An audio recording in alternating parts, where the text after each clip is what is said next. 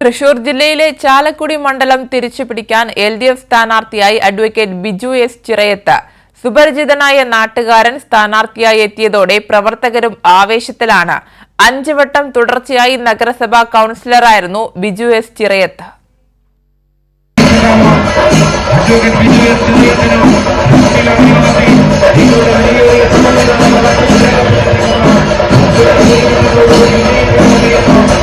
വർഷങ്ങളായി നാട്ടുകാർക്ക് സുപരിചിതനായ പൊതുപ്രവർത്തകനാണ് ബിജു.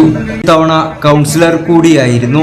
2021 തെരഞ്ഞെടുപ്പിലാണ് LDFന് മണ്ഡലം നഷ്ടപ്പെടുന്നത്. UDFന്റെ സനീഷ് കുമാർ ജോസഫാണ് തെരഞ്ഞെടുക്കപ്പെട്ടത്.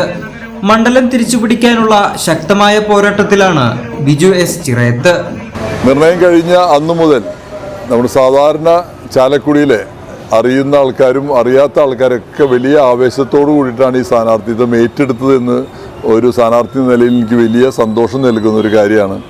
ഇന്നലെ ഇടതുപക്ഷ ജനാധിപത്യ മുന്നണിയുടെ വലിയ ഒരു റോഡ് ഷോ നടത്തിയപ്പോൾ ചാലക്കുടിയിലെ പ്രതികരണം, കച്ചവടക്കാരുടെയും തൊഴിലാളികളുടെയും സാധാരണക്കാരുടെയും പ്രതികരണം വലിയ ആവേശം നൽകിയ ഒരു സ്വീകരണമായിരുന്നു. എൻ്റെയും വലിയ സന്തോഷം ഇടതുപക്ഷ ജനാധിപത്യ മുന്നണിയുടെ BD ദേവസി MLA, അതുപോലെ തന്നെ അഡ്വക്കേറ്റ് PK വിട്ടൂപ്പ് എന്നിവരുടെയൊക്കെ ഒരു പിൻഗാമിയായിക്കൊണ്ട് ചാലക്കുടിയിൽ ഒരു സ്ഥാനാർത്ഥിയായി വരിക എന്ന് പറയുന്നത് തന്നെ ഒരു സ്ഥാനാർത്ഥി എന്ന നിലയ്ക്ക് എനിക്ക് വലിയ സന്തോഷം നൽകുന്ന ഒരു വസ്തുതയാണ്. കോൺഗ്രസ് പ്രവർത്തകനായിരുന്ന ബിജു പാർട്ടിയുമായുള്ള ഭിന്നതയെ തുടർന്ന് പാർട്ടി അംഗത്വം രാജിവെച്ചാണ് കേരള കോൺഗ്രസ് എമ്മിൽ ചേർന്നത്.